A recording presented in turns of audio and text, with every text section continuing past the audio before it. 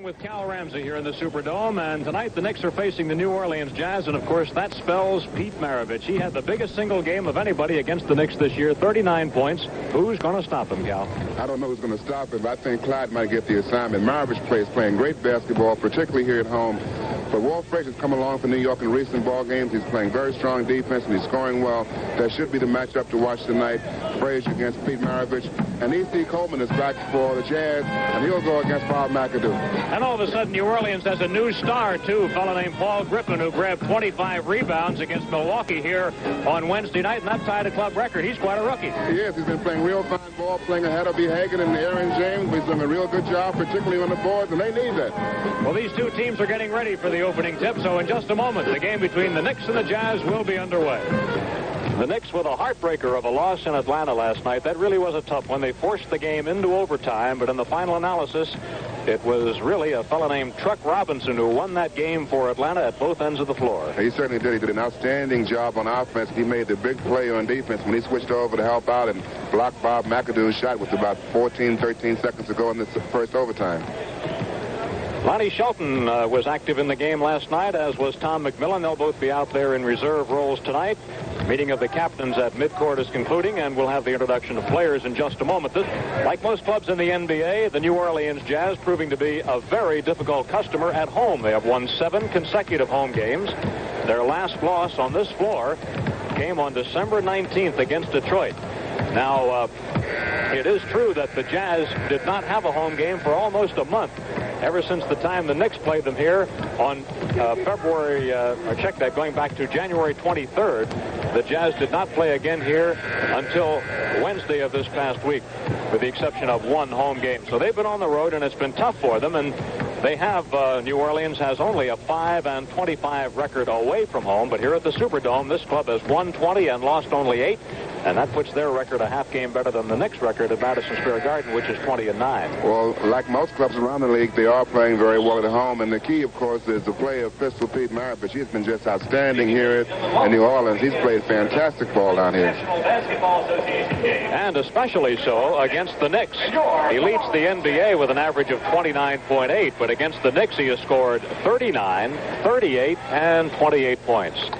An over-the-shoulder look at Elgin Baylor, who took over the New Orleans Jazz at midseason. Baylor's record is 11-21 since taking over this club. And Bill Burtka serves as his assistant coach. Mr. George Berger. George Berger is going to render the national anthem for us right now.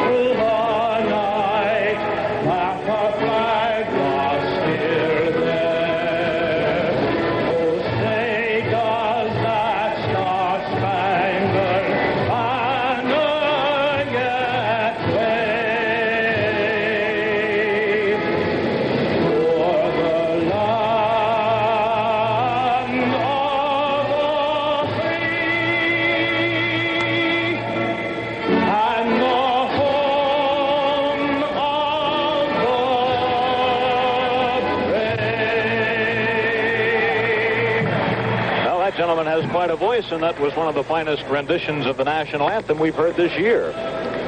And now we're about ready for the introduction of players. Pete Maravich, of course, extremely important to the New Orleans Jazz, and he has scored 50 or more points twice this year. The Jazz won both games, of course. Okay, let's follow along as the Knicks are introduced, and here is Tom McMillan coming out. And here is Jimmy McMillan. At center, 6'10". The center will be Bob McAdoo. Knicks making a change in their starting lineup tonight, Ken. Well, the Knicks were out-rebounded badly in that last ball game against Atlanta, so probably Tommy coming in to get McAdoo some help on the boards.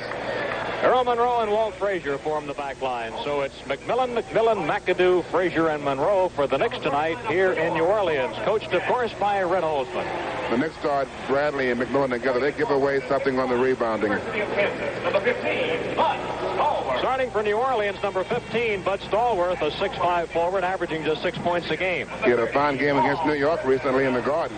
Here's the rookie, number 30, Paul Griffin, averaging 5 points a game. He picked up 25 rebounds Wednesday night.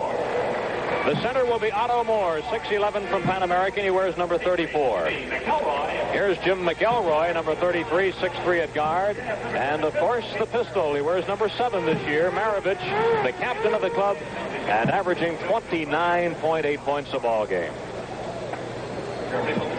A reminder that tomorrow night on WOR-TV, Channel 9 at 8:30, you'll be able to see the Rangers against the Chicago Blackhawks. Jim Gordon and Bill Chadwick will be on hand to send you that one. Number 27 is Dick Pavetta. Number 6 is Don Murphy. They will work the game here tonight.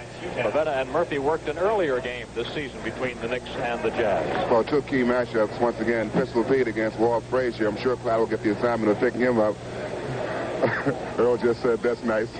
And E.C. Coleman goes defensively against Bob McAdoo. And, of course, E.C. is one of the final defensive forwards in basketball, and McAdoo, one of the great offensive ball players in the game. So that should be a good matchup when they do hook up.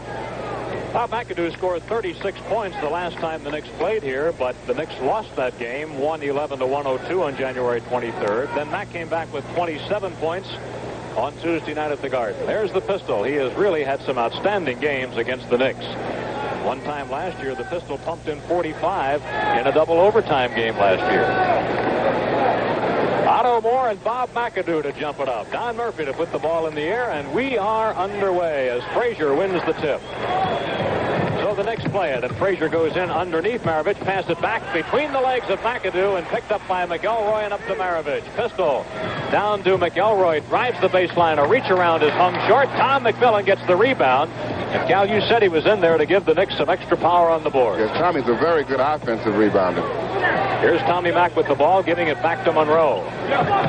Pearl starts down the middle, feeds to the baseline. A Tom McMillan jump shot is good, and the Knicks break on top 2-0. You know that Tommy's a real good shooter once he gets himself set out there. He got a good pass from Monroe that time and a real good shooting position. James McElroy in and out of the starting lineup for New Orleans this year, but back in since the injury to Freddie Boyd, and he's going to have surgery on a right knee in just a couple of days. That shot would not fall for Moore. And here come the Knicks.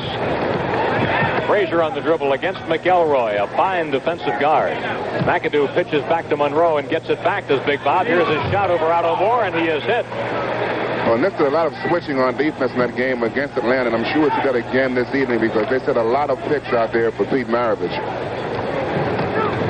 McElroy fakes the stutter move. Here is a pass off from to the baseline. That is good by the Pistol as he gets his first field goal, and a foul on Tom McMillan. Well, that time Pistol moving without the basketball. He comes along the baseline. Clyde gets caught behind the screen. You'll watch here. McMillan switches over to help out. McAdoo switches over to help out. And the foul is called. I didn't see who hit him, but they called the foul. And the free throw was good. So that's a 3-point play for Maravich. And the Knicks lead is cut to 1 at 4-3. Frazier tied up at the baseline. No shooting room on Pistol Pete. Bails it back to Monroe. Catches Tom McMillan on the move. He goes to McAdoo. Bob at the baseline feeds into the middle. That was a bad pass. Intercepted by New Orleans. Griffin on a pass to Maravich. Monroe picks him up. The Pistol fires. A little bit long over the top. That's going to be Stallworth on the foul. Stallworth coming over the top on the offensive boards. Bud Stallworth played a surprisingly good game against the Knicks in the Garden. He scored 21 points, which at that time was a season's high. And Stallworth came back to get 26 against Milwaukee the next night. He had a good shooting first quarter against the Knicks. A turnaround by Frazier. It is no good. Rebound on the move by Stallworth. Out to McElroy, who runs the ball club. McElroy, a stutter move. Bail it back to Griffin. Here's Griffin's jump shot. Good by the rookie, Paul Griffin. A 5th-round draft choice from Western Michigan. And that puts the Jazz up for the first time. It's 5-4. Traveling on Monroe. Red Holzman Hoffman arguing on that play, as you can clearly see. And I thought there's going to be a foul call on that play instead of a traveling violation. 3 early turnovers on the Knicks. All of a sudden, in the last couple of games, the Knicks have been plagued again by turnovers, and now the Jazz give it up. Turnover number 1 on New Orleans. This building seats 21,395 under a reserve seating basis, but they've had several crowds larger than that. Here's McAdoo firing it up. It is no good. McElroy for the rebound, and the Knicks are not getting any second chances. But Rose steals the ball. The Pearl picks the pocket. Now he has to wait for his teammates to come back. They've gone back on defense. Here's Frazier's shot. It is no good. And Otto Moore gets the board.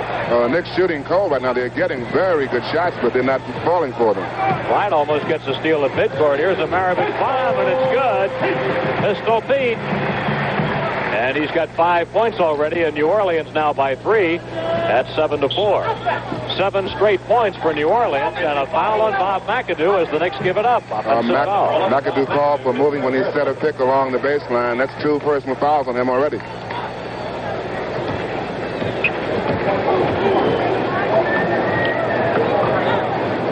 McElroy studies a drive and moves on it. His reach around is good. And 9 straight points have been scored by New Orleans. It's a 9-4 New Orleans lead, and Red Holzman will take a timeout. With 8:41 left in the first quarter, the score now, the Jazz 9 and the Knicks 4.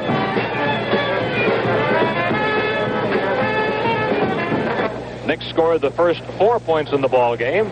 The Jazz comes roaring back with 9, so it's 9-4. The Knicks have had good shots on offense, but they haven't fallen for them, and they're not getting any offensive rebounds after they missed those shots. Hey, speaking of swings, when these two teams met at the Garden on Tuesday night, there was a 38-point swing at that game. So that was really remarkable. The Knicks were down by a dozen, came back to lead by 26, and they won it by 17.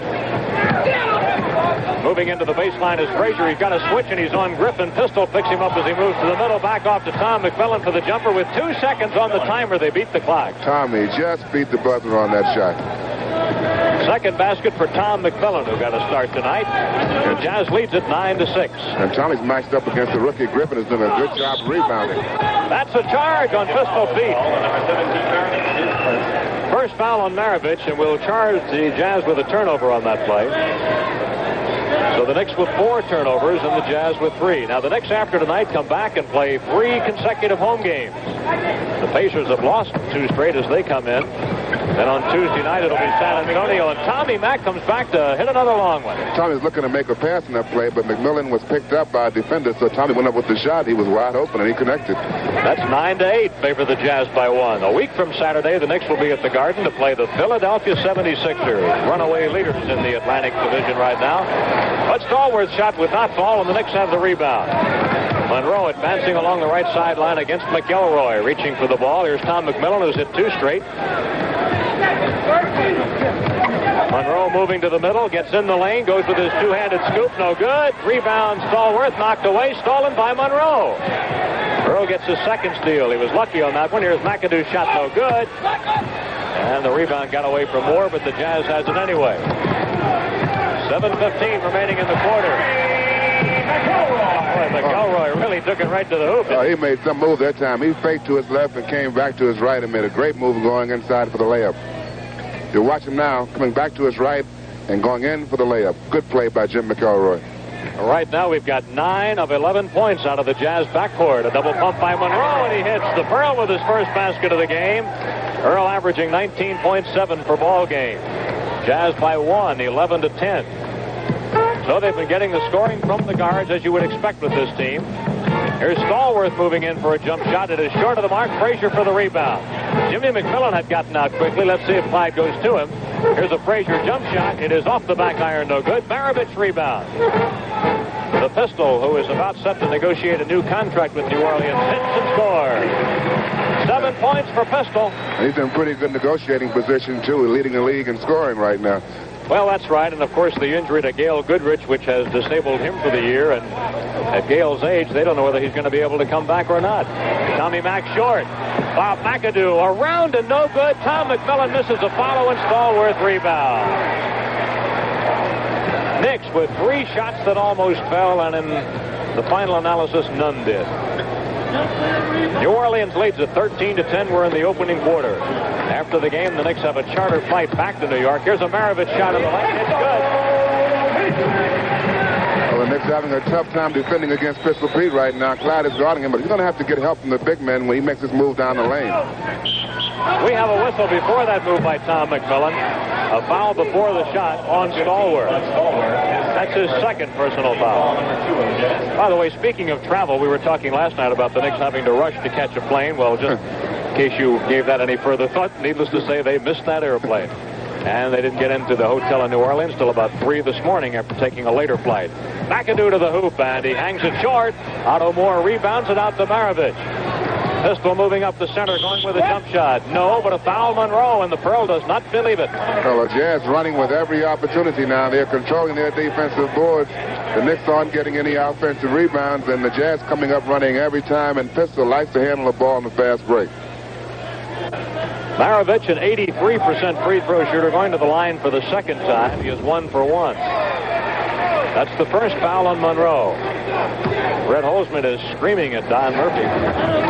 He says that Maravich jumped right into the defending ball player, Earl Monroe. But the call didn't go that way. A 17-10 New Orleans lead, a foul on James McElroy. This is the largest lead for New Orleans right now. First foul on McElroy. The Jazz with 3 team fouls. The Knicks have 2 team fouls. Here's Frazier moving on Maravich and can't get any room. Goes to Monroe. The Pearl knocked away by Griffin. Griffin helping out. He was actually guarding a forward, but he knocked that ball away. Here's Griffin, the rookie, moves in, dishes off McElroy. Oh, the crowd wanted that shot because the Jazz was playing good basketball. They moved the ball very well in that sequence. Red Holzman is readying Butch Beard to come into the game. Here's a New Orleans foul coming in, and that's Walt Frazier at his best. He actually forced that foul. And Pistol was pretty upset with that call because he said that Walt Frazier moved into him. Clyde made a good move to fake to get him up in the air, and then he got the contact, threw the ball up. He'll shoot 2. Well, Butch was coming in for Frazier, so he'll have to wait. As Clyde goes to the foul line, Clyde hitting at 73%. Last night at the line, Clyde was 1 for 6. He played a great game, but he really had trouble on the charity strike. And that's rather unusual. Here is one of the finest defensive forwards in basketball. Number 12, E.C. Coleman, after a 2-game layoff. Coleman was out with a bruised right knee, but he's back tonight. 2 for 2 is Frazier. And the Knicks cut their deficit to 5. It is 17-10. Pistol up on 5. Cross to Coleman. Here's a jump shot by Stallworth. In and out. Rebound McAdoo. Knicks with a chance to cut further into this deficit. At the outset of the game, the Knicks scored the first 4 points, then fell behind 9-4. Frazier's shot is no good. Stallworth clears it out. You know, Clyde shot very well last night, but he's having a very difficult time here in this first quarter with his shooting. Frazier was 12 out of 17 last night. Stallworth moves. Great position, but it doesn't count. A charging foul will go. Stallworth gets called on the foul. He's got 3 fouls already. Now Butch Beard has a chance to come in. Frazier to the bench. And Butch will go defensively now against Pete Maravich. You'll notice the Jazz are using E.C. Coleman defensively against Tom McMillan, keeping Otto Moore on Big Bob McAdoo. Just over 4 minutes remaining in the opening quarter from the Superdome in New Orleans. Down to McAdoo, low post. He takes the baseline on Moore. It's good, and a foul on Otto Moore. A possible 3-point play coming up. That's a strong move by Bob McAdoo, going baseline that time. He had almost no room at all. Let's watch it again. As McAdoo gets the ball, he posts down low now, comes baseline, using his quickness here, coming underneath, and gets the layup, and he'll shoot one, and he completes that for a 3-point play. Right, he makes the foul, and so McAdoo with 5 points, and the Jazz in the penalty now, so he would have had an extra try had he not made it. It's 17-14, New Orleans on top. 3:50 left in quarter number 1. Pete Maravich. Maravich in his 7th year from LSU. Boy, he is an offensive machine. 13 points in the quarter already. 13 of 19 for New Orleans. McAdoo. 7 for Big Bob. Jazz on top by just 2, 19-17. That last play by Maravich, Tom McMillan came over to help Butch Beard out, and they were both all over him, and he still got that shot in. A drive by Williams, pitch it off. Here's a jumper at the baseline. Good by Otto Moore. He doesn't score very much. Otto averaging just 6.2 a ball game, and he was picked up by the Jazz as a free agent. McAdoo, a jump shot from the right lane is good. And McAdoo now has 9 points to lead the Knicks. You might see McAdoo switching off a lot on defense because Otto is not a real offensive threat, but if you give him a short jump shot, he'll make it. But McAdoo can gamble against him and help his teammates out. E.C. Coleman to the middle, and Maravich, he's double-teamed and can't shoot. Gets it back to E.C. He's not really a scorer. E.C. is basically a defensive forward, so the pistol lets it fly, and he hits. No shot is too long for Maravich. Well, it's going to be an offensive show here. It's shaping up now. Pistol Pete and Bob McAdoo. Well, he'd have 60 if he kept on going the way he is right now. He's got 15, and we still have 2.5 to go in the quarter. Tom McMillan gets another one. Tommy has his 4th field goal of the opening quarter. It's 23-21 New Orleans. And the Knicks are keeping the pressure on. Maravich behind the screen. Williams always shoots well against the Knicks, it seems. Here's the first shot of the game for E.C. Coleman, and he comes back from a 2-game layoff to hit it.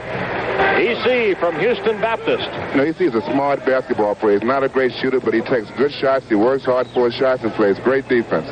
Now we've got 2 minutes left in the opening quarter. McAdoo in the lane gets the shot away. It is banked up and in by Big Bob, and he's got 11. It's turning into an offensive show by both ball clubs right now. Nobody's missing. Earlier this year, we had a shootout between Maravich and Monroe in a game at the Garden. First time the Jazz was in. Oh, there's a foul on Beard. Pistol Pete really played Butch like a fiddle that time. He was moving very well to get his shot off that time. And we've got a timeout at the Superdome with 1:43 left in the first quarter. The score, the Jazz 25 and the Knicks 23. You know, I wouldn't be surprised to see the Jazz make an adjustment and switch E.C. Coleman over to Bob McAdoo because right now Otto Moore is not containing Bob McAdoo at all. Pete Maravich headed for the foul line as we come back to play. Pistol was fouled by Butch Beard. We've got 1:43 left in the quarter. Would you believe his 16th point of this period? Well, that's really something. 17 of 27 for Pistol Pete. It's 27-23 New Orleans. And he's shooting them from all over the floor. Beard passing down to Jim McMillan. A well-run play to Monroe, but he is in the lane for 3 seconds. Pretty good defense by Aaron James in the lane. Aaron James kept Monroe out of shooting position. That's New York's 6th turnover. Earl is upset. He's very close to a technical foul. Maravich is getting a rest now, and you see Mo Howard, number 14 in the game for the first time. Mo was a draft choice of the Cavaliers this year out of Maryland. Picked up here recently as a free agent. And Mo Howard hits the basket. 29-23 New Orleans. Monroe at the baseline. Off the back iron, no good. E.C. Coleman for a board. 1:06 left in quarter number 1.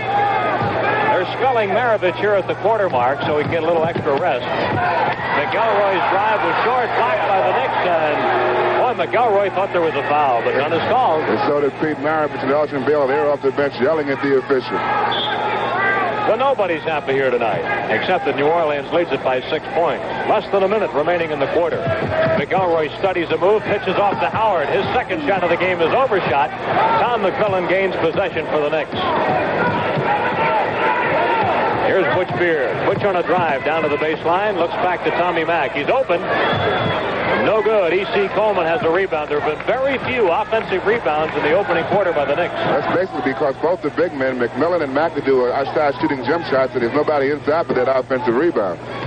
Jazz working the ball. Mo Howard around the center, Otto Moore. McElroy gets it back to Otto. He had a jump shot earlier tonight. The crowd wants him to shoot. Here's one by Nate Williams, an air ball, and a foul on Monroe. He fouled Mo Howard trying to get a layup. Second foul on the Pearl. Well, the smallest men on the floor picking up that ball for the New Orleans Jazz. Mo Howard and Monroe fouled him as he went back up for his shot. Here's Howard, 6 for 8 at the foul line this year.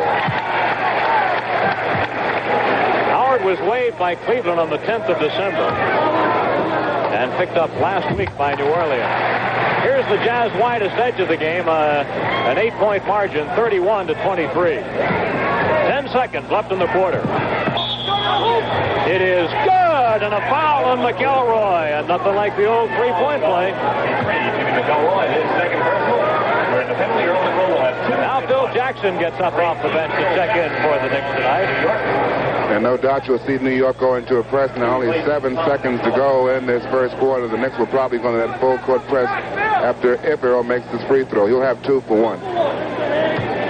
Jackson replaced Tom McMillan. Earl, a good free throw shooter, and that's it. Now let's see. There's Jackson pressuring the inbound by Coleman. He gets it into Nate Williams. Nate comes up front to Howard. Howard drives off, and a block by McAdoo. Another block. Fine defense by Bob McAdoo. Well, he made 2 super plays that time. And that's the end of the first quarter with the score. New Orleans 36, and check that. New Orleans 31, the Knicks 26. Well, 2 super plays on defense by Bob McAdoo. The first play is going to be a block here. Otto Moore gets set to go up, and McAdoo really makes a fine play. No foul. Ball is picked up by Nate Williams. He goes up, and McAdoo with 2 personal fouls in the first quarter makes another fine defensive play. 2 fine plays back-to-back by Bob McAdoo. Maravich is back in the game now, and Tiki Burton and Bill Bradley are playing for the Knicks, as is Lonnie Shelton. Lonnie blocked that one nicely. Another try, and Williams scores. Nate Williams. Well, the Jazz effective on their offensive board. They've been able to get that second shot, but New York so far has not been able to do that. Tiki Burton made a couple of long shots at Atlanta last night. Butch Beard passing cross court to Lonnie Shelton. Lonnie looking a little confused on offense these days. Lonnie is playing mostly as a defensive ball player. 2 seconds on the timer. McAdoo's shot hit the rim. Rebounded by Williams. It's a 3-on-2 break. Coleman scores. Did not get it back well on defense that time. McAdoo had to force that shot up because the 24-second clock was going out. The Knicks were slow getting back on defense. Jazz up by 9 for the first time, 35-26. Shelton matched against Otto Moore. He almost stole the ball, but Lonnie traveled. Lonnie's rhythm was interrupted by the near steal by Otto Moore. Otto reached in and knocked that ball out of Lonnie's hands. 7th turnover for the Knicks, 5 for New Orleans. Nate Williams, he always seems to shoot well against the Knicks. And Nate loves to shoot the basketball. When he gets his shot, he'll put it up. Talk about loving to shoot. Air ball by Maravich. He was really off range that time. And they're ruling that Bradley touched that ball last, and they're giving it to New Orleans.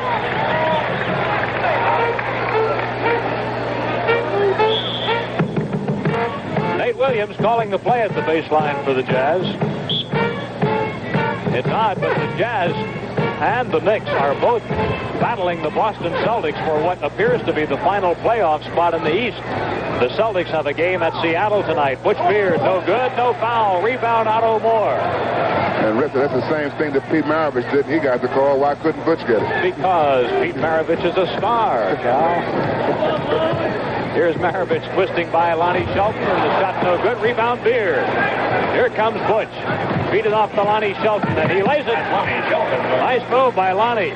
Well, it's cooled off a little bit now. Maravich, he's missed 3 shots in a row after he's really shooting well in that first quarter. It's 35-28. The pistol had that one pop out. A head fake and a foul. Lonnie Shelton draws his first personal of the night. The Knicks just not able to get that defensive rebound. The shot was missed by Maravich, and he came right in between McAdoo and Lonnie Shelton to get the offensive rebound. Then he drew the foul. Walt Frazier is coming back to work for the Knicks. He'll replace Butch Beard. And Maravich to the foul line. That was his 18th point. Nobody in this ball game has missed a free throw yet. Both sides perfect at the foul line. Now it's 37-28 New Orleans. Bradley on a floor pass to McAdoo. Goes down to the baseline, shoots over top E.C. Coleman, but it's no good. And Maravich takes the rebound away from Lonnie Shelton. Up to Coleman. Score it. And the Jazz jump up by 11, 39-28. Brett Holzman calls a timeout. With 9:35 left in the second quarter, the score, New Orleans 39, the Knicks 28. The Knicks with a backcourt now of Burton and Frazier, Bob McAdoo at center, Bradley and Shelton at forward. Here's Mo Howard guarding Tiki Burton. Ticky works inside, and the ball is slapped away, goes out over the sidelines, and Ticky has lost it. And again, Red Holzman venting his emotions on referee Don Murphy, who says, sit down, Red. That time, up until now, Murphy hadn't said anything, but this time he pointed at Red and said, a seat. Maravich. Boy, he's got all kinds of moves. What move doesn't this guy have, Cal? Well, he can do it all. I don't know how you stop a guy like that. You'll have to have help, and right now the Knicks aren't able to do anything with it. 21 points for the Pistol right now on a 41-28 lead. A whistle before the shot by Ticky Burton. 3 seconds. That basket does not count. McAdoo wasn't in the lane that time. He couldn't pick the ball up. And when the ball was rolled loose and Ticky picked it up, McAdoo was still in the lane. McAdoo is taken out of the game, getting a rest now, and he has been replaced by Phil Jackson. Well, the turnovers are mounting, and the Knicks have committed 9 to 5 for the Jazz. By the way, turnovers really hurt the Knicks last night. If you wanted to make a quickie analysis of last night's game as Williams shoots and scores, you'd point to the fact that the Knicks turned it over 23 times, leading to 22 Atlanta points. The Hawks turned it over 17 times, but only 10 Knick points. So a difference in points of 22-10. And here's a foul on E.C. Coleman. E.C. trailing Phil Jackson along the lane. He was not in good defensive position that time. That's why he picked that foul up. Knicks play it back in. Frazier makes the bounce pass to Ticky Burton. The ball was knocked away by Howard. Here comes Mo. Score it. And look at the happy Mo Howard. And an inbound steal for the Jazz. Everything is going wrong. Pistol fires. Oh, come on, come on. That's ridiculous. It's 47-28. Ticky Burton flies, and it's no good. We've got a loose ball foul. Well, nothing is going right for the Knicks now. They're losing the ball on the offensive end, and they can't seem to contain the Jazz on the defensive end. Ticky Burton with the ball now. Mo Howard reaches in and knocks the ball away, and he beats Frazier up the floor for the layup. And then the inbound pass was stolen, and the Pistol Pete made another one. Here's Mo Howard firing no good. We had a foul on Lonnie Shelton at the other end, and the Knicks have lost the ball again. 12 turnovers to 5 for New Orleans, and they picked them up in a hurry here. Williams feeding off the drive. Here's Maravich. They got it to the guy they want. Pistol in and out of the lane. Here's his good. A 21-point lead, 49-28.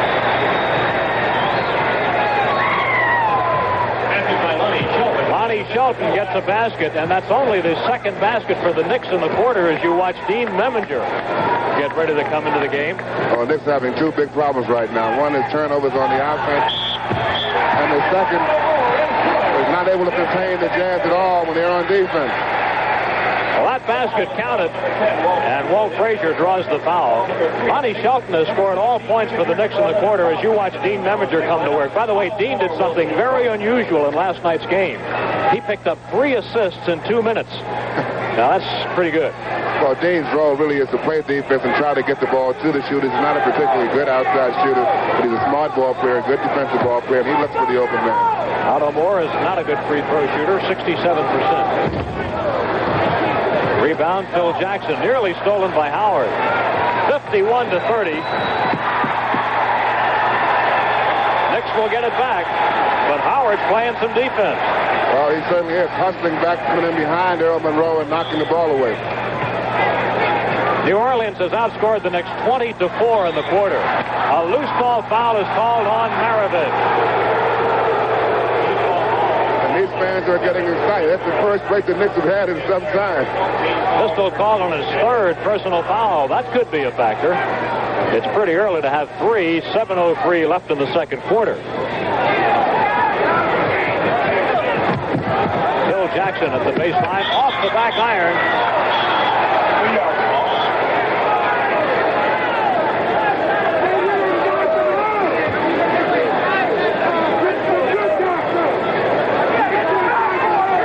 Will play it from the sideline. The ball will be triggered by Monroe. Into McAdoo. Pearl gets it back to Jackson. A jumper by Phil. No good. Rebound. Williams fire it out to Maravich. He threw it too long, and Monroe gets back and intercepts it. First turnover of the quarter against the Jazz. The Knicks have turned it over 6 times in the period. And New Williams picks it right off again. The Knicks just not moving that ball well on the offensive end. The Jazz playing real good defense, but of course the Knicks are not sharp on offense at all. Well, last night, the Knicks had their lowest quarter of the year, a dozen points. Right now in this quarter, halfway through it, they've scored just 4. 6:20 left in the quarter. Looks like somebody ought to put a handle on that ball right now. McAdoo shoots. Good. And inside, contact between Phil Jackson and Otto Moore, and they both went down to the floor. 13 points for McAdoo. Now the Knicks have given Dean Memminger the task of trying to contain Pete Maravich. Nobody else has been able to do anything with him so far. Well, what do you say? 27 points for Maravich, and we're 5 minutes, almost 6 minutes from halftime. He's an incredible performance. Earl twists into the lane, but he traveled. It doesn't count. Well, Pistol can shoot, but he works to get his shots off. You watch him using a screen here, working against Dean Memminger. Now he comes off the screen by Nate Williams and Otto Moore. 2 guys boxing out right there, and their Pistol goes up for a shot. Number 53, Rich Kelly, has come into play center. There's the pass into Kelly. He is a second-year man from Stanford. Kelly was ejected in New York on Tuesday night. That basket does not count. Offensive foul is the call. Kelly was ejected for arguing Tuesday night. Elgin Baylor showing a little displeasure, but he's got to be careful here because his club leads it by 21. He can't be too unhappy. Another steal. Oh, the turnovers are killing the Knicks. Kelly. And a 23-point lead. 55-32. Timeout for the New York Knicks. And with 5:04 left in the second quarter, the score, the Jazz 55 and the Knicks 32. Griffin is called on a foul. Earl trying to work against Maravich that time to draw the foul on him, but Griffin came over to help out, and he committed the foul. And Knicks now going with 2 small forwards in an effort to get some better offensive play in the ballgame. Knicks made some points. They've scored just 6 in the quarter. Bill Bradley with the ball, passing across to Monroe. The Pearl on a drive. Maravich has him blocked off to Jim McMillan for a jumper. It's no good, and a rebound Griffin. Here's a halftime NBA score. Golden State 52 and Buffalo 50. The Warriors have lost 3 in a row, and the Braves have won 4 straight. Joe Mulaney doing a fine job in Buffalo. Maravich with a incredible, absolutely incredible 29 points. Well, he is doing it all now, showing his hook shot on Dean Memminger. 57-32. Bill Bradley fires one up that will not go in. Okay, the Knicks are not getting anything inside offensively. Everything is coming from the outside, and they're not hitting very well, and they're not getting those offensive rebounds. Knicks have been outscored in the quarter 26-6. Nate Williams on a drive. It is up and good. A 28-6 margin for the Jazz here in the quarter, and they lead at 59-32. No good. Rebound Coleman. No second tries for the Knicks right now. We've got 3.5 minutes left in this quarter, and it's been a nightmare. Last night it was the third quarter that was so bad. Bo Howard puts one in. Nobody is missing at that end of the floor. 61-32. They have almost doubled the Knicks' output. This is an incredible offensive show of the New Orleans Jazz. They can do no wrong. You saw Butch Beard getting ready to come in.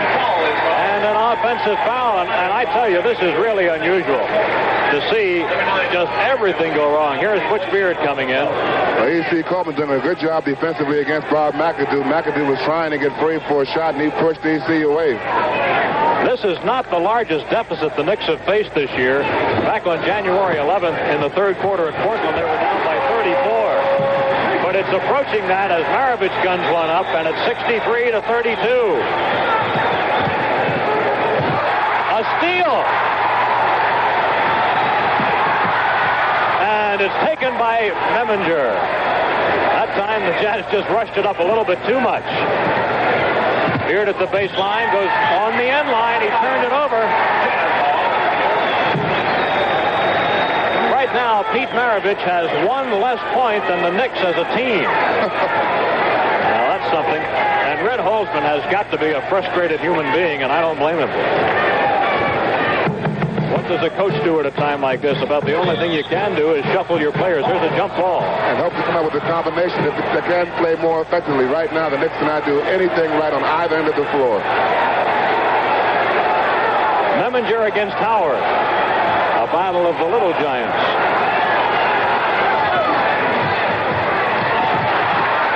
And the Jazz keep it. No, it's stolen away by Beard.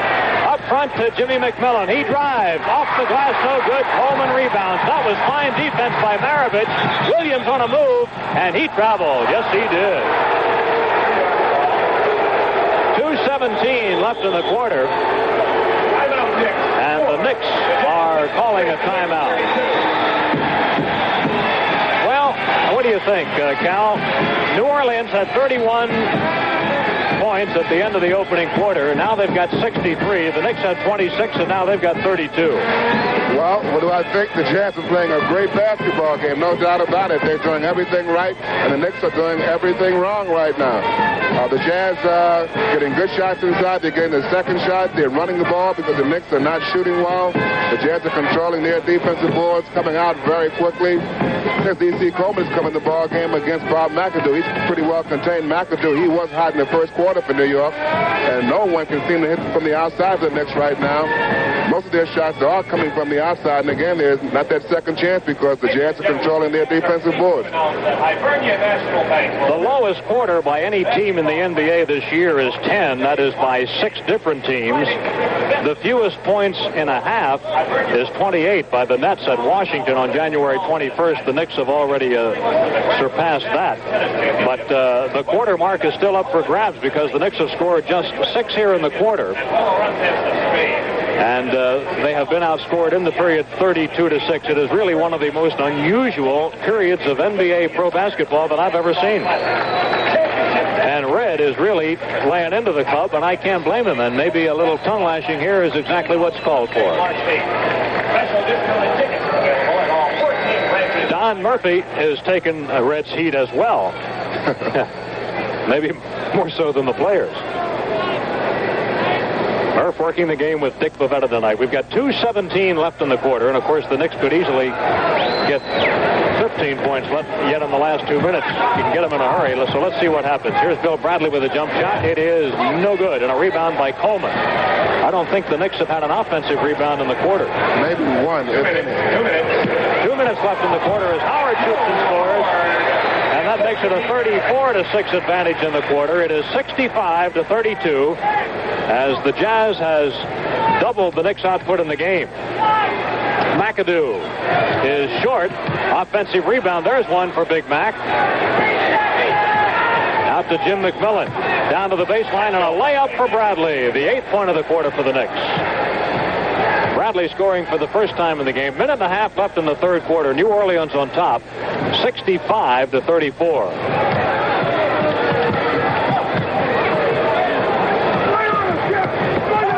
The rookie Paul Griffin looking for help. 5 seconds on the timer. He'll do it himself. It is no good, and Bradley has the rebound. Here comes Tiki Burton. Tiki goes inside, puts it up good, and we've got a foul. Here are some other NBA scores at the half. Detroit 49-42 over the Nets. At the end of a quarter, Denver leads Kansas City 36-31. At the end of a quarter, Chicago over Atlanta 26-16. Bill Jackson in for the Knicks. Tiki Burton hits the first free throw. Tiki hitting at 56% in his only free throw, I should say. And Jackson gets that ball. McAdoo. Well, the full court press worked for New York that time. They made the steal, and McAdoo had the jump at the top of the key. Knicks now with 11 points in the quarter. Make it 12 points in the quarter. Tiki Burton comes back and scores again. And the Knicks putting a little dent in that margin right now. It is 65-41. 36 seconds remaining in the second quarter, but no matter how it finishes, it's been a disastrous one for the Knicks. Maravich was on the baseline. That drive fell apart. That's one of the few things that Pistol has done wrong this evening, going baseline and stepped on the out-of-bounds line. Maravich has scored 31 points in the game thus far. His career high, by the way, is 51. And if he would keep playing like this in the second half, of course, he would have a shot at that. Dickie Burden left up a high riser, no good. Phil Jackson offensive rebound. McAdoo, and we've got a whistle from Dick Pavetta. That was a good call. Nate Williams pushing McAdoo away as McAdoo trying to control the ball.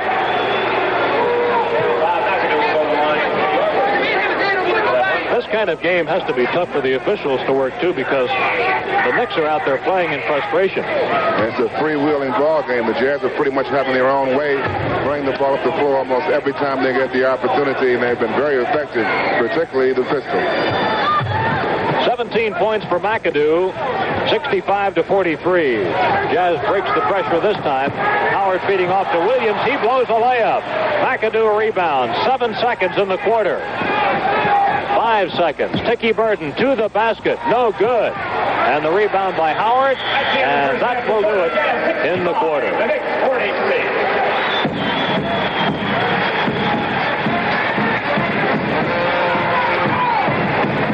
Knicks have had a real tough first half. Not too many things went well, but one particular play did go well for New York. Dickie Burden making a three-point play, and after that three-point play, Phil Jackson's in the ball game to apply the pressure on that full-court press. You watch they try to double up on the ball right here. Phil Jackson comes in, the important man there, Butch Beard, overplaying that passing lane, and they trap the ball in the corner. McAdoo comes to the top of the key with a jump shot. That was one of New York's finer moments in that first half. There weren't too many bright spots for New York, though. And that's the end of the first half with the score, the Jazz 65 and the Knicks 43. And I don't know what that scoreboard looks like to you, but what it says is Jazz 65 and the Knicks 43, and the Jazz shot 57% in the first half and the Knicks shot 39%. And Cal, was a blessing for the Knicks that at least they made a run at the Jazz toward the end of that quarter, or it could have been total disaster. A tremendous first half by the Jazz, and again, Pete Maravich in particular, he had an outstanding offensive game. The Jazz did a tremendous job on defense, but towards the end, the Knicks started to come back a little bit. They're going to have to really play tough ball to get back into this ball game. They're going to have to do a job defensively to put a lot of pressure on the ball, and toward the end of the first half, they started doing just that. The Knicks went into a full-court press. Phil Jackson putting pressure on the ball.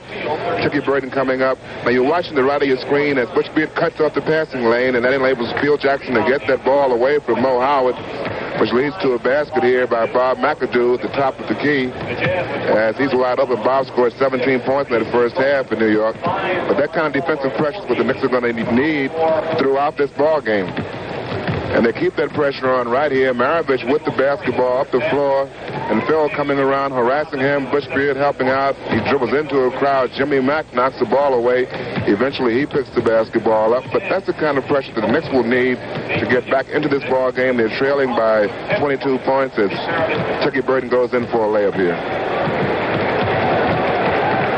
There's Pistol Pete. What a first half he had. He shot 12 of 18. He also shot 7 for 7 in fouls, and he had 5 assists, which is the best figure for any player on either team as well. So in addition to scoring 31 points, you might say that he was accountable for 41 he had the Jazz points. A tremendous first half. He played a real fine all-around basketball game. The Knicks were not able to contain him at all. He pretty much did what he wanted to do out there, shooting that long jump shot. The Knicks did try to help out on defense, but he's so quick he was able to get his shots off.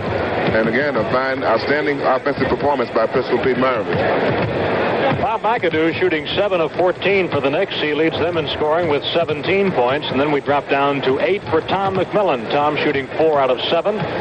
The rebounding leader for the Knicks is Bob McAdoo with 5, 2 on the offensive board, 3 on the defensive board. Team-wise, the Knicks were beaten on the boards rather decisively, 29-20 in the first half. The turnovers, which had really hurt the Knicks for a while, actually sort of evened up with that Knick comeback at the end of the second quarter. And here at the half, the Knicks have turned it over 15 times and the Jazz a dozen times. At one stage in that quarter, New Orleans had outscored the Knicks by a 34-6 margin. In the quarter overall, it was 34-17 as the Knicks came back with a rush at the end. Elgin Baylor, one of the all-time great forwards in the NBA. In fact, maybe the all-time greatest forward, coaching the New Orleans Jazz now. And the Knicks going back with the same team that finished up the second quarter. Jim McMillan, Butch Beard, Chucky Burton, Phil Jackson, and Bob McAdoo. And here is the hugeness of this Superdome. And this basketball court almost seems like it's lost in it. They just kind of slide it up to one side, put in those extra stands, and away we go. But this is a huge edifice here in New Orleans. This is not your average arena. And there's a warning for Phil Jackson for delay of game as he reached over and knocked the ball away from Jim McElroy. Well, you're allowed to play tight defense, but you're not supposed to touch the ball while it's in the opponent's hands. Here are the Knicks using a press, and apparently they're going to go with it and see if it can bring them back. 65-43 as we start the third quarter. New Orleans on top. Here's the pistol, and he has been hot. McElroy, stalwart, a little bit long, and McAdoo gets the rebound. And let's see if the Knicks can score first here in the third quarter. Tiki Burden to McAdoo. Mac baits a pop shot, moves in tighter. It is good, and a foul on Otto Moore. McAdoo making a good move. He had a jump shot, but he put the move that time on the big fellow, Otto Moore. Got him up in the air, and Mac leans in a little bit. You watch here now. Mac pulls up, gets the fake. Now he leans in a little bit, gets the contact. Then he goes up and gets a good roll, and he makes a three-point play out of it. Right, he adds the free throw, and so it's 65-46. Maravich bailed it back as he came across midcourt in the air. Here's the shot by Pistol. He's good. Pete Maravich now with 33 points in the ball game. 67-46 New Orleans. This is the final meeting of the year between these two teams. If the Knicks lose the game, they will lose the series, and it'll be their first series loss of the year. The Knicks have completed 5 series so far, and they have either won them or broken even. Here is a basket by Stallworth. 69-46. Tiki Burden feeds off the drive to Beard. Back off to Tiki. Baseline jump shot is short, and a whistle and a loose ball foul. That's going to be on Griffin as he ran into Jim McMillan going up with the rebound. The Knicks have won their season series from Golden State and Los Angeles by 3-1 margins, and they finished 2-2 against Cleveland, Houston, and the Nets. McAdoo's shot is good. Second basket of the quarter by Bob. He's got 22 points. 69-48 New Orleans. Maravich almost tripped. Feeds to Griffin. Maravich said something to Tiki Burton. Tiki is picked off here, and the pistol hits. I don't know how you stop him. He is too much. Cal, I don't know about you, but I'm running out of things to say about Maravich. McAdoo. McAdoo's not doing a bad job in New York. He's shooting that ball very well, too. He has outscored the Pistol in the quarter, 7-4. Butch Beard on a foul. I tell you why Butch is upset. He got nothing but ball, but he knocked the ball into Maravich's head. It was a good defensive play by Butch. He came over the top and hit the ball. The ball bounced off of Pistol's head, and they call a foul on Butch. That's the old head foul, Cal. Brent Holzman really frustrated. The Pistol with a 37-point output. He is really something. He set his career high as Beard puts one up short. Maravich set his career high earlier this year. It's a 51-point mark. McElroy blocked off the board, and here come the Knicks. A 3-on-2 New York break. Punched away by Griffith. Nixon running a good fast break that time. Butch Beard tried to drop that ball off to Jim McMillan, who was running right beside him, and he had a better chance, I think, trying to get that ball to Tiki Burton. Jim McMillan inbounds to Tiki Burden. Tiki almost out of room at the sideline. Here's a jumper by Tiki, just a little bit long, and a rebound by Griffin. He throws it away. Beard to the middle. McAdoo. Good. And McAdoo has scored 26 points, 9 in the quarter. He's been very hot here in this third quarter. The only man really shooting well for the Knicks. 73-52. New Orleans on top. Goes on a drive and gets himself a basket. McElroy makes it 75-52 New Orleans. The Knicks once trail in this game by 33, their second biggest deficit of the year. McAdoo misses. Jackson picks up the loose ball to save it for the Knicks. Jim McMillan goes on a drive on Stallworth, stops and shoots and scores. Jim McMillan with his first score of the night. Well, the story of this ball game is Pistol Pete Maravich. He is really doing it all. The Knicks trying to really give Butch Beard some help now defensively against Pistol, but nothing seems to work. 39 points for Maravich, and that matches his high against the Knicks. That matches the high for any single player in the NBA against New York this year. Beard misses, offensive rebound Jackson. Back to Butch. McAdoo and a whistle, 3 seconds on the Knicks. Now, Frazier, Meminger, and Shelton, a trio of 3 coming in for the Knicks. Hey, that's redundant, a trio of 3. What else would it be? Well, the Knicks this time had 2 or 3 good opportunities for shots, and they passed a little bit too much until one man was caught in the 3-second area, and that basket did not count. Holzman is keeping McAdoo and Jackson in the game. Otherwise, the 3 changes. Here's the pistol. The next point for him will be a high for the year against the Knicks. No good for Stallworth. Rebound Shelton, stolen by Stallworth, and a whistle. Knicks finally got a break. There was a foul as Lonnie had the rebound. The ball was knocked away, but Stallworth got him on the arm while he had the ball. It'll be a backcourt foul, and Lonnie will shoot 2. Lonnie Shelton has scored 2 field goals in the game. At the line, Lonnie is a 73%er. Last night, the Knicks did not shoot good free throws as a team. They were 67%. Tonight in the ball game, they have not missed. They are 9 for 9 as a team. Well, Lonnie knocks 2 off the lead, and it's 77-56 New Orleans. And here's pressure again for the Knicks with 8:20 left in the 3rd quarter. Knicks back home to play the Indiana Pacers tomorrow night. Pistol almost tripped again. Here's his jumper. No good this time. McAdoo rebound. He beat the press all by himself that time. Didn't he? Didn't need the other 4 guys. Here's a McAdoo shot. A little bit off target. Lonnie Shelton has the offensive rebound. Knicks have had a number of offensive rebounds this quarter. In and out for McAdoo. Lonnie Shelton, a turnaround. Good. Well, one thing to the Knicks' credit, they're trailing here by 20, 19 points, but they are still playing hard basketball. They're not giving up. Tom McMillan will be back in the game shortly for the Knicks. James McElroy matched up against Dean Meminger.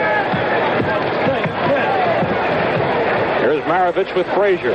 Everybody's had a chance at Pete tonight. He's working for this one. He takes it. No good. The Knicks were streaming 3 seconds.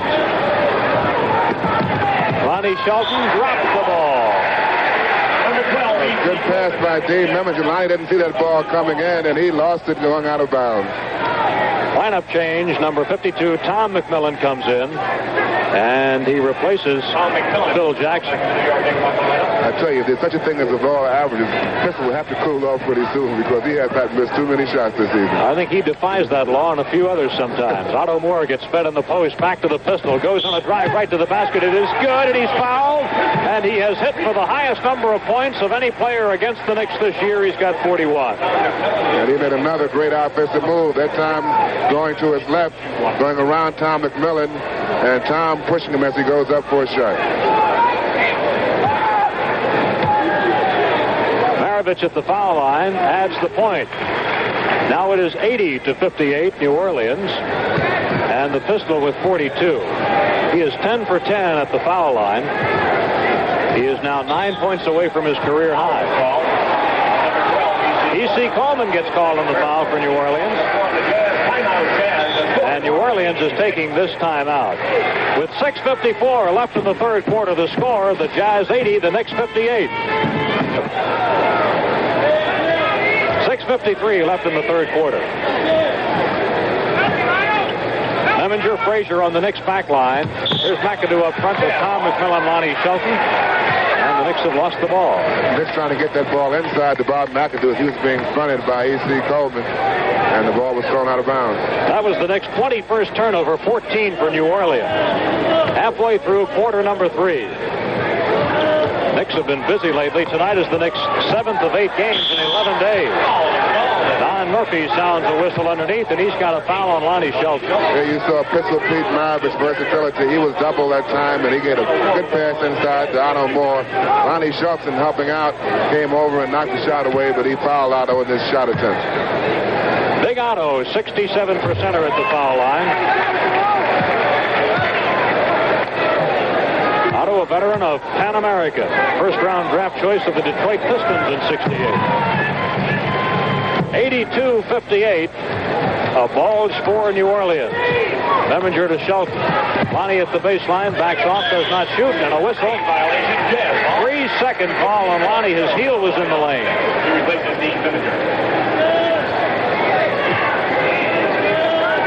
Lonnie indecisive that time. He had the ball inside. Good defense by the Jazz, and he was in the lane. All right, here's Maravich. What a ball game he's playing. 42 points for the Pistol right now. Frazier knocks the ball free. Clyde trying to dog Pistol feed. Off it comes to McElroy. A jump shot for him. No good. McAdoo rebounding. Now we've reached the halfway point of the quarter, and it's 82-58 New Orleans. The Pearl throws up an off-balance shot. No good. Shelton fighting for the rebound. It comes to Stallworth. And he decides not to force the fast break and to go ahead and wait. Maravich still working for shots, and he gets the shot. Oh, what an incredible shot. A foul will be called on McAdoo, and he almost got the field goal. He can do no wrong tonight. Earl was on him. He put a good move on Monroe to get him off balance. McAdoo came over to help out. You'll watch on the replay now. As he puts the fake on Earl, Earl goes past. McAdoo comes to help out. He gets them both up in the air, and he gets... He can do no wrong tonight. Earl was on him. He put a good move on Monroe to get him off balance. McAdoo came over to help out. You'll watch on the replay now. As he puts the fake on Earl, Earl goes past. McAdoo comes to help out. He gets them both up in the air, and he gets the contact there as he goes up for a shot. Pistol has missed his first free throw. He is now 11 of 12 at the line. And you'd have to say, unless he sits down for a large stretch of this ball game, if he keeps playing, he's going to set a new career high tonight, because he's within 8 points of it right now. 10 seconds on the timer. Lonnie Shelton shoots, no good. Rebound, E.C. Coleman. It's 83-58 New Orleans with 5.5 left in the third quarter. Pistol fires, he's short. He's running out of energy, I think. He might be a little tired now. Wouldn't be surprised. Frazier lets one loose. Good by Clyde. Frazier with 4 points. That's his first field goal of the ball game. It is 83-60 the Jazz. The Knicks have knocked 10 points off what was the highest New Orleans lead. Here's Pistol from the baseline. This one is no good. He's missed about 3 straight shots now. Here's Frazier. No good. Rebound, Otto Moore. 4:45 remaining in the quarter. The Knicks will be facing a stretch of 3 straight games at home, which they will enjoy. Maravich misses again. And a loose ball foul on Maravich. The Pistol draws his 4th personal foul. Well, the big story here is the Pistol. Apparently, he's kind of cooled off now. He's missed several shots from the outside. But he's had a fantastic offensive night so far. New Orleans in the penalty with 4:37 left in the quarter. And Nate Williams, number 22, has come in for the Jazz. And Phil Jackson is going to come in for the Knicks, but he's coming in for Shelton, so he will wait. Or is he? He's going to wait until the first free throw is attempted at any rate. And now he's coming into the game for Tom McMillan. Jackson replaces Tom McMillan. 4:37 left in the third quarter. Been a tough night for the Knicks. And no doubt you'll see New York going to a full-court press with Phil Jackson in the ball game. They were pretty successful in the first half with this. 10 points for Shelton. Here's Maravich dribbling through that press. He's going to go in and drive, shoot on the right. It's good, and he was fouled. And Pistol ran right over top. A cameraman perched at courtside. Boy, he looks like he wants that new career high tonight. Well, it's awfully tough to press a man with his dribbling ability. You'll watch him here beating Lonnie Shelton. Monroe coming over, and he just goes right around Earl here. Earl bumps him as he goes up for a shot, and he makes a 3-point play out of it. That's right. He hits the foul. That's his 46th point. 4.5 left in the quarter. 86-62, New Orleans on top. We're in the third quarter at the Superdome in New Orleans. Frazier. Double team. As the Jazz put a pressure on, Lonnie Shelton in the lane, gets it back out. McAdoo drives and scores. Big Bob with a big scoring night. He's got 28. Well, he's been New York's offense this evening. He's been the only one that's been effective on offense. But the Knicks trail it by 22, and they trailed it by 22 when the quarter started, so they haven't made any progress within the period with 4 minutes to go. Nate Williams drives, no good. Shelton tips it into the air and takes it down. Up front he comes to Frazier, a breakaway, and Clyde scores. That knocks it back to 20, 86-66. E.C. Coleman swings it around to Williams. He takes a pop shot. In and out, no good.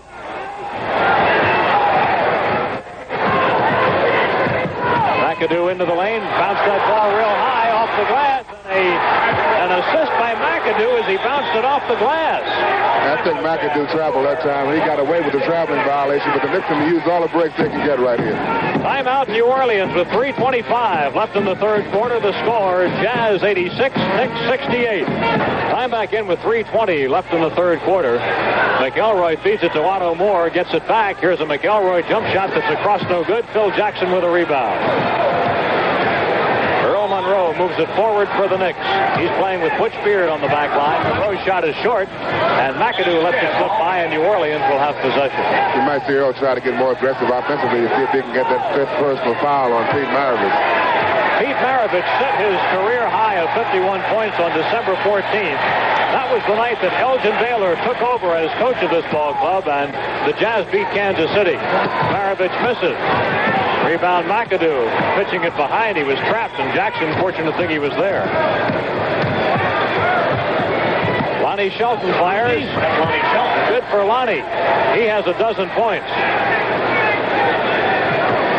You know, Knicks could be in pretty good shape now. Elgin will have to rest Pete Maravich because he's been carrying their offense, and they're down 16 now, but they're playing tough defense at this point. Time left in the ball game. 2:27 third quarter, and Nate Williams hits a field goal. 11,033 fans watching the game at the Superdome tonight. Monroe, no good. Rebound the Pistol. But they're going to have to score a little better than that.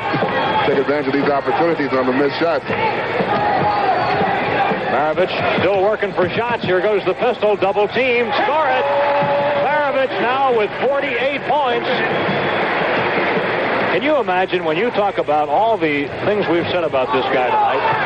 There was a player in the NBA who averaged 50 points a ball game. And that was a big fellow, Wilt Chamberlain. I mean, he didn't do it once in a while. He went through a year averaging 50 points a ball game. That's a record that I don't think will ever be broken. I doubt it. A minute and a half left in the third quarter. Lonnie pokes the ball away from E.C. Coleman.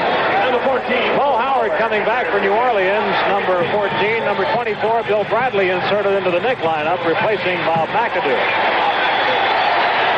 Pistol Pete Maravich getting a rest right now, and listen to the hand he gets from this New Orleans crowd. Sits down with 48 points. New Orleans turns it over. And Butch Beard lays it up on a pass from Monroe. I tell you, Pistol has to be in great position to renegotiate his contract now after a game like this. You watch Maravich here making a move against Butch Beard. Comes between his legs. Then he gets a little screen there. Comes around. McAdoo comes to help. Earl comes to help. But to no avail. Now we've had a foul call on Phil Jackson, and it almost developed into a fight. Jackson and Otto Moore. And you know, when Phil sometimes commits fouls, he gets rather definite about it. Red is upset. He claims that Otto Moore pushed Phil Jackson first.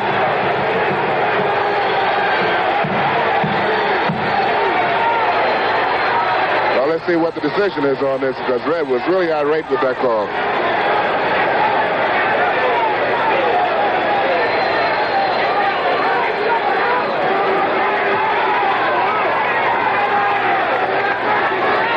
The two officials are conferring, the two coaches, everybody's there.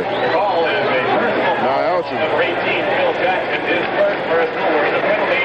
Otto Moore will see what it was. A punching foul. It says to Otto Moore. Oh, Otto Moore has been assessed with a punching foul in addition to the personal foul assessed to Phil Jackson. So that means Phil Jackson will shoot one shot. Otto will shoot 1 and 1 for 2.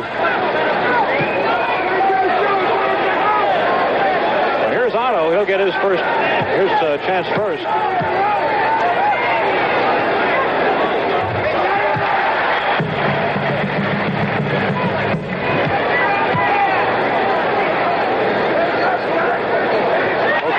Makes his two. Now we go to the other end. Let's see what Jackson does. 1:04 remaining in the third quarter. The Jazz by 20. The crowd doesn't like this. Jackson on the personal foul, but a punching foul assessed to Otto Moore. Kind of strange. Otto gets to shoot 2 and Phil gets to shoot 1. Well, the Jazz in the penalty situation, and the punching foul only calls for 1 shot. And the Knicks are in the penalty, right? Monroe in trouble at the baseline. Beard knocked away. We've got a foul. Well, Butch Beard came in for the offensive rebound. The shot came up short, and Butch's arm was held as he went back up. Mo Howard called on that foul. 57 seconds left in the quarter. And Butch Beard goes to the free throw line. Actually, both teams are in the penalty. And they have been since about the 4.5-minute mark of the quarter. That is to say, 4.5 minutes to go.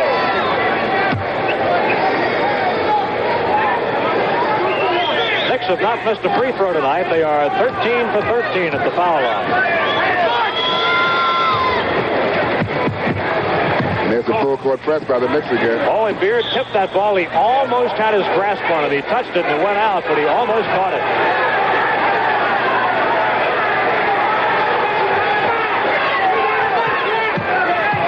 Nate Williams, shovel pass to McElroy. Jackson stays with McElroy. And a backcourt foul on Phil. Oh, the Knicks desperate now defensively. They're putting pressure all over in the backcourt. And Phil called for the foul against McElroy. He'll shoot 3 for 2. Here's a technical foul on Red Holzman. Red has been called on a technical. Murphy had just had enough of Red Holzman. I don't think it's anything particular. Red said right here, it's just that Red's been up for about the last 5 minutes. McElroy will shoot the technical. Both teams have been hot from the free throw line. New Orleans 14 out of 16 tonight. Well, Red was complaining on that last time the Knicks were pressuring the ball in the backcourt. The pass came inbounds, was deflected. The 24-second clock was never reset. And that's a valid reason. The Knicks are trying to pressure that ball in the backcourt.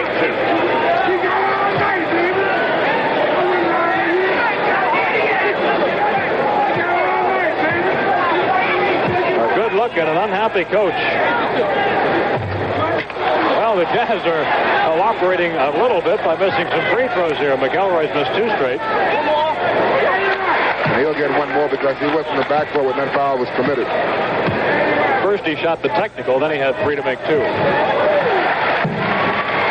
So it's 94-75. New Orleans on top. 48 seconds remaining in the third quarter. Lonnie Shelton floating it down to Jackson. And Monroe is fouled as he moves into the lane. Mo Howard called on the foul. Second foul on Howard. Both clubs are in the penalty. So free throws coming for Earl Monroe. A low-scoring game for the Pearl. Just 7 points tonight. 1 for 1 at the foul line.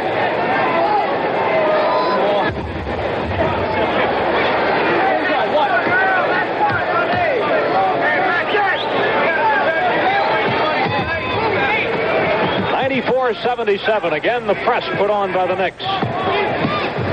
They need a tip by Jackson, and the Knicks steal it. Here's a jumper for the Pearl. No good. Bradley tips it back to the Pearl again. Monroe to Bill at the baseline. Back to Monroe. A jump shot. No good. And a rebound, Otto Moore. The Knicks really wanted that basket because the pressure defense got them the chance. That's true. They worked hard on defense to get that ball back, and Earl had a couple of shots, but it just wouldn't fall for him. 12 seconds remaining in the third quarter from the Superdome in New Orleans. Here's Mo Howard into the lane to Otto Moore. His shot. A buzzer beater by Otto Moore. And that's the end of the third quarter with the score, the Jazz 96 and the Knicks 77. The Knicks will start this quarter with Monroe and Beard playing backcourt. McAdoo at center, Shelton and Bradley at forward. Here's Beard moving it into the forecourt. Pete Maravich is back into the game for New Orleans, and he has scored 48. Beard's shot is no good. Bradley offensive rebound. The follow shot is overshot, and an over-the-top foul on Lonnie Shelton.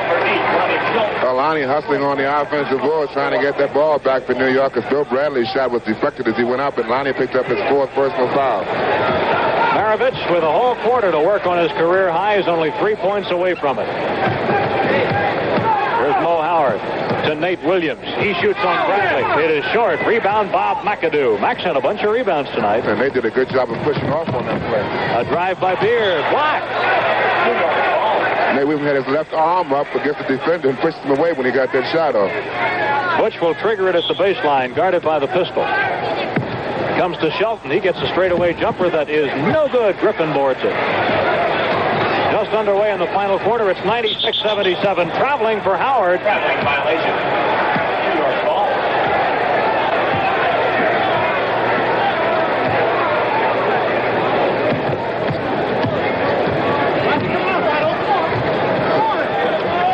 Lonnie Shelton. Line driver is short. Beard uses it as an assist and puts it up and in. And Beard did a pretty good job of getting Pistol Pete out of the way on that play when he got the offensive rebound. 96-79. 11 minutes left in the ball game, and here's a whistle. Bill Bradley called on a foul. Tom McMillan checking in for the Knicks, and he replaces Lonnie Shelton. Here's a matchup, a good matchup to watch. Bradley and Nate Williams. Maravich rims one, so he's stuck at 48. The Pearl. The fans here thought he took an extra step, but that's just his shoulder fake. Earl got up there in a hurry when he got that pass from McAdoo. Earl has moves within moves. You got to watch for them. It's 96-81. Knicks have cut the margin in half. The Jazz once led it by 33. Well, there's Maravich hitting his 50th point. One away from a career high. His career high coming into the year was 50, but he had that 51-point game in December. Loose ball foul. Bob McAdoo called. Both New York's big men are in foul trouble now. McAdoo has 4 personal fouls, and Lonnie Shelton has 4, as well as Pistol Pete Maravich. Here's Maravich walking it across the timeline, guarded by Beard. To Nate Williams, high post, to Otto Moore. He looked like he wanted to shoot. Otto doesn't very often shoot from that distance. Here's Griffin. Down to the baseline they go. A shot by Williams is in and out. McAdoo boards it for New York. 10 minutes remaining in the ball game as Beard moves it up and waits for help. Over the shoulder by Butch, and we've got a foul. Butch doing a good job of moving without the ball that time. They got a good pass from Bradley going down the lane. Butch will shoot too. Otto Moore called on the foul. By the way, our next telecast will not be for quite a while. We will not be on again until Wednesday, March 16th from Phoenix at 9:30. That's a long time off. It is. Knicks will be playing at home between now and then, with the exception of a Sunday afternoon game at Philadelphia, which we are not permitted to cover.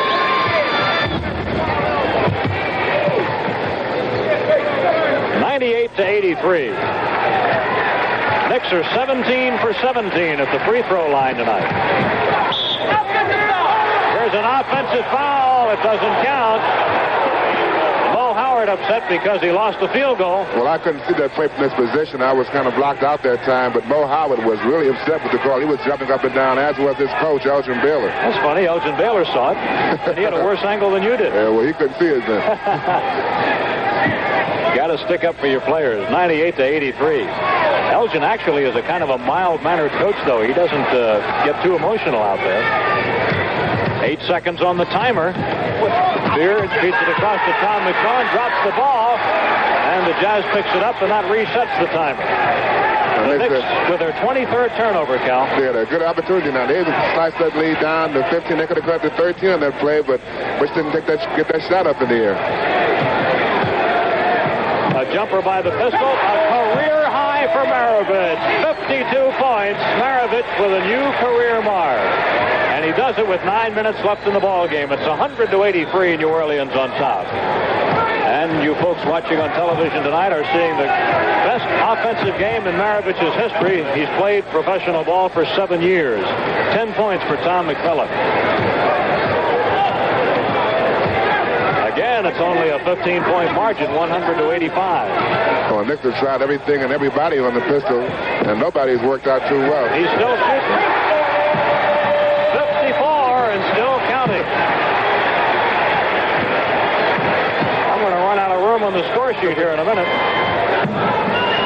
Monroe, short, air ball, and out of bounds. In the third quarter, the Knicks shot 41%, and the Jazz shot 44%. Here's Walt Frazier coming back, so is Sticky Burton. Monroe and Beard are coming out. Mo Howard and Maravich remain on the New Orleans back line. High post to Otto Moore. He's played a surprisingly good game, and he's played a lot more time tonight than Kelly. That's an offensive foul. Well, Nate made a move to get around Bill Bradley, but as he did and got his shot off, he crashed into Tom McMillan. Nate Williams is called on the personal foul as second. 8 minutes remaining. New Orleans by 17 points. Knicks need a streak. A long streak. Yeah. Tom McMillan.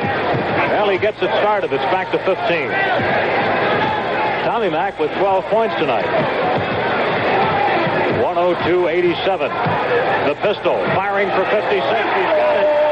56 points. Well, he's incredible. He had a cold streak for a while where he missed about 3 or 4 shots. Now he can't miss anything.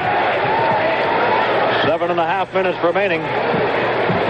McAdoo drives on Griffin. Puts it up with a lot of spin, but it won't go, and Griffin has a rebound.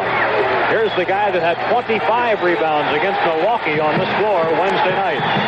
The fans cheering for Pete. Here goes the pistol. He'll let it fly. This one is off target, but he's been fouled. Frazier fouled him. Oh, he missed the shot, but he gets fouled in the attempt. He can do no wrong for the Jazz this evening.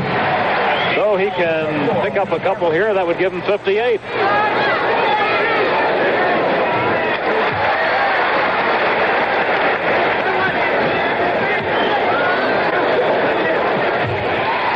He makes them both, so the pistol with 58 and the Jazz on top 106-87.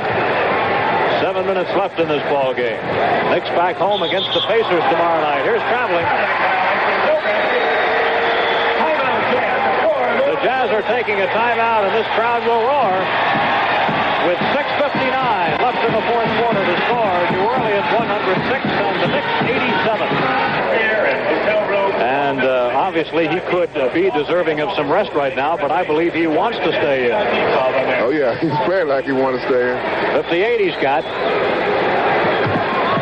Here they go, and he gets a layup to hit 60. You're watching basketball history for Pete Maravich tonight. 60 big ones. And this is the highest single game for any player in the NBA this year. Tom McMillan short, and the rebound taken down by Otto Moore. Now, Pistol is great with the basketball, but he's also very good without the ball. You watch him give the ball up here, bump Dean off on that pick there. McMillan did not switch, and that's the result. Pistol's in for a layup. Here's another jump shot by Maravich. No good. Rebound, Otto Moore. Get it back to Mo Howard. He hits.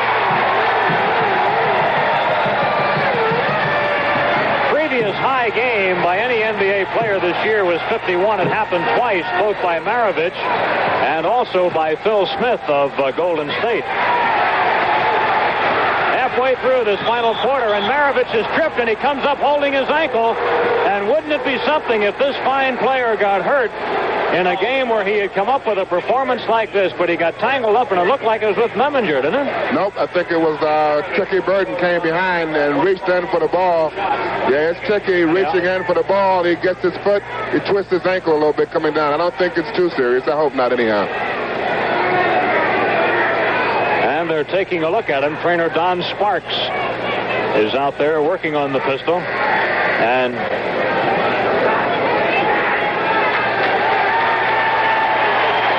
watch again, Tricky steps on his foot here, reaching in, trying to get the ball right there. And he turned his ankle a little bit, but he's not hurt. Not bad. Might have suffered a floor burn sliding like that, too. Here he is at the free throw line. And he just keeps scoring them. That's 61 points. He misses this one here. He's had a good night at the foul line, too. He's 14 of 16 from the free throw line. Here's Tom McMillan spinning all the way around on Griffin. Dean Meminger hits the board, and it goes up and in from Tom McMillan. Meminger put it on the underside of the rim on his attempt. 111-89, New Orleans. Jags up by 22. You think that they might want to rest Pistol now, but he just keeps on going. Here he fires away, no good this time. Nate Williams trying for an offensive rebound and runs out of room. I think Elgin Baylor's career high was something around 71 points. He might want Pete to break his record.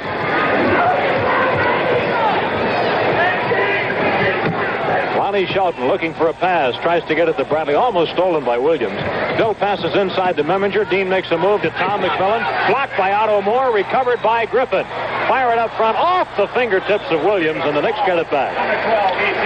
Now E.C. Coleman, number 12, checks in for New Orleans. He will spell Griffin. That's one good rebounder replacing another. And a good defensive ball player, E.C. Coleman. 5 minutes remaining in the ball game. Knicks have trailed it since an explosion early in the first quarter, and particularly in the second quarter when New Orleans outscored 34-17. Dickie Burden goes in, drops it off to Shelton. Lonnie throws it away. The shot clock was down to 3. The Knicks had to get a shot up, but a bad pass spoils any attempt. 25 turnovers for the Knicks tonight. And the story now is how many points will Pete Maravich wind up with? 61 as of this moment. And counting. Here he goes in on the other guy with number 7. Pitches off. Bo Howard way up and off. Air ball. Dickie Burton has the ball knocked away. Lonnie Shelton tries to follow, can't do it. Otto Moore's pass out is blocked, but the Jazz recover it. Here's the pistol. Sees some daylight, goes in, lay it up. Good. No, a charge. A charging foul on Pistol, and that is his 5th personal foul.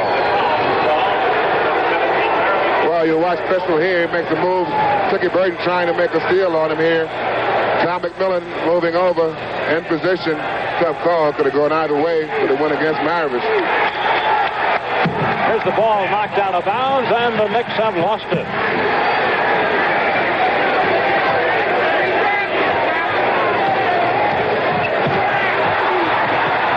Pistol with a long one. No good. He can afford to come up and take every shot now. And the whistle.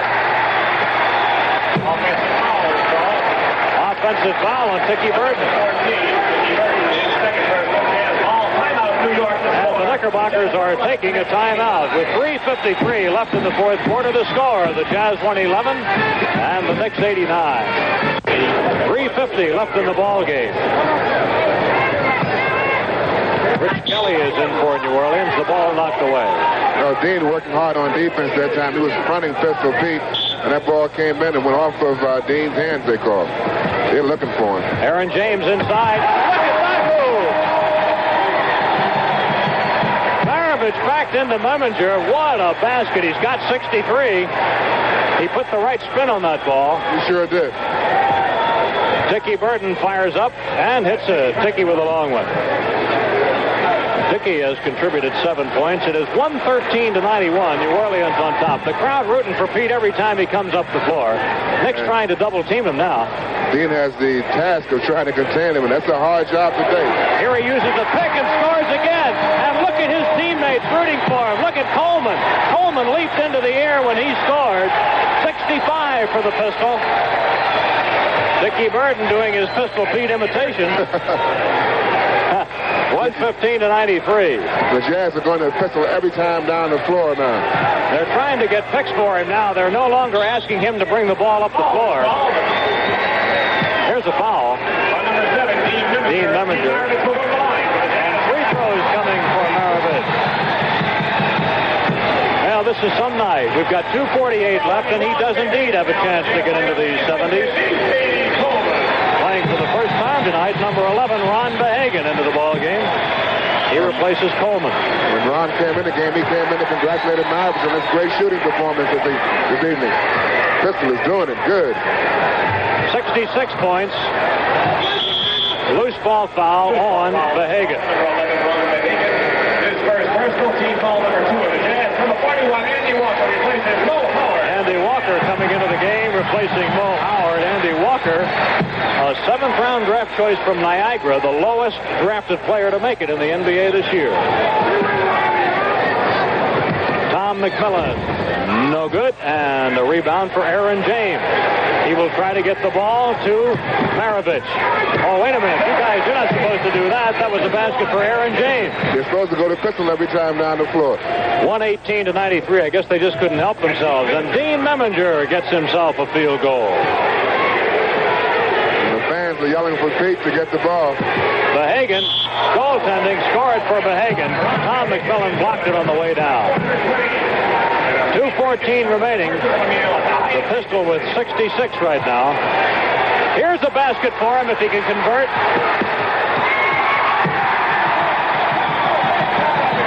68 for Maravich. And a steal. Look at him fight for this ball. The Pistol's doing it all. A great ball game. Traveling. And the crowd is going wild here at the Superdome. Wonder what kind of contract he's going to ask for after this ball game. Well, he ought to call his agent in right away. Lonnie Shelton with a dramatic stuff shot. 122-97. Jazz on top. 1:45 to go, and it's just a question of how many the Pistol will score. Here he is with the basketball. He takes the shot. No good. He's forcing a little bit. There's no question about that, but he's making most of them anyway. And he has to be tired right now. Sure. Dickie Burden. Out to Pistol. Goes on a drive. He's out of the ball game. They called him with an offensive foul, and that will foul him out of the ball game with 1:18 to go. Listen to the hand he gets with 68 points.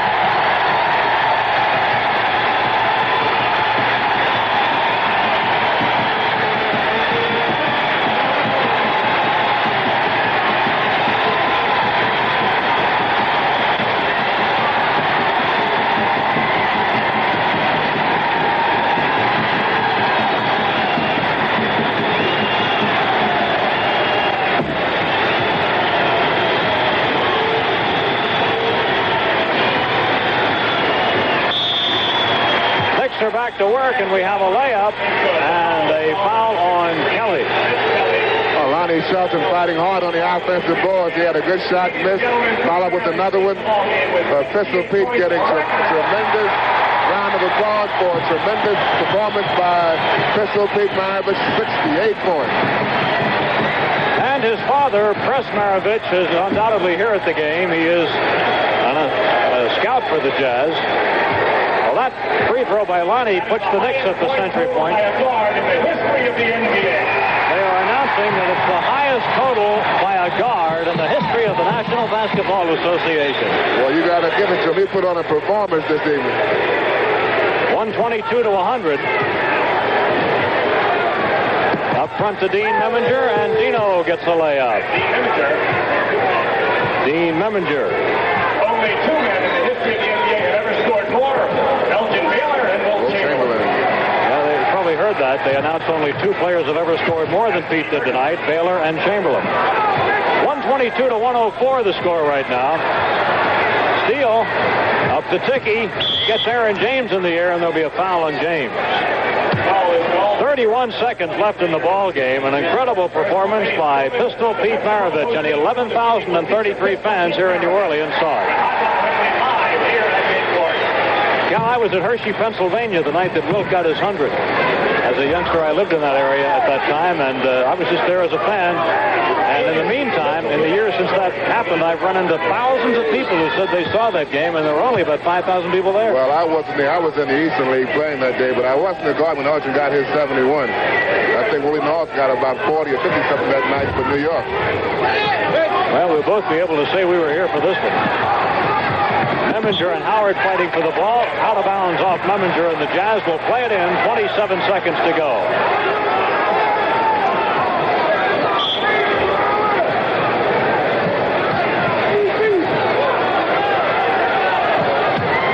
on Behagen, muscling around Tom McMillan, and an offensive foul Behagen. The old Oscar Robertson move, using his left arm to help the Robert defensive ball player coming baseline for the layup. A 122-105 lead for New Orleans. The Knicks scored the first 4 points of the ball game, but then after 9 straight points by the Jazz, the Knicks never really caught up again. Tom McMillan. Tommy with 16. 5 seconds left in the ball game. Aaron James. Walker. That scores.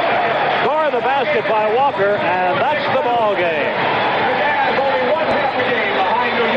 The final score, 124-107. New Orleans wins it. We'll be back with a recap after this.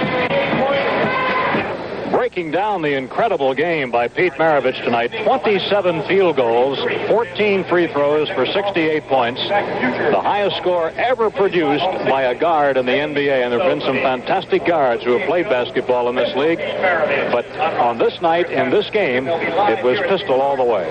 He did it all. There's no doubt about it. He had great range on his shots.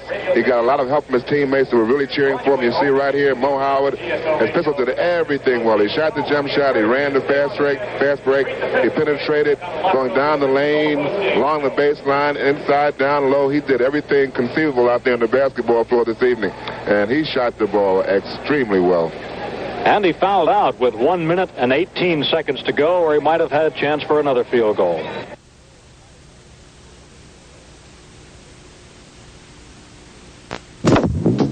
They called him Pistol Pete. College basketball had never seen a scoring machine like Pete Maravich. Playing for his father, Press, at Louisiana State University from 1968 through 70, the Pistol completed his amazing career as college basketball's most prolific scorer.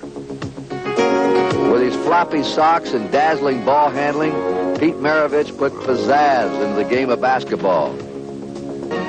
Whether it was from behind the back or through the legs, double pump or one-handed, the result was the same. Pistol Pete Maravich, college basketball's greatest showman. 1970 saw Maravich become college basketball's all-time scoring leader. To do this, he had to beat every defense. There have been many defenses that have been thrown up against me. This has caused me to have some kind of movement, changes, try to free myself so I can do some scoring. The prototype of the new breed of All-American, Pete Maravich. One of the most widely celebrated collegiate hoopsters in history, Pete Maravich moved from LSU to the Atlanta Hawks in 1970. He was always a scintillating ball handler, and an appealing touch of cockiness also helped make Maravich an accomplished showman. Pistol Pete could fire dead-eye jumpers from deep in the backcourt, or else he'd blast to the hoop and shoot a hole in the most forbidding defense. But Pete loved to run, and he was at his best squeezing the trigger of a fast break. When Maravich was dealt to New Orleans in 1974, his string music was the syncopation in the Jazz offense. Then in 1977, Pete's crowd-pleasing heroics peaked with a 68-point extravaganza against the Knicks on his way to becoming the league's leading scorer. Yet throughout his glorious 10-year career, Maravich always yearned to play on a winning ball club, and he would gladly have traded all his bullseyes for one championship ring. Even so, Pistol Pete Maravich was a quick-draw artist whose hot shots burned defenders and made the net dance.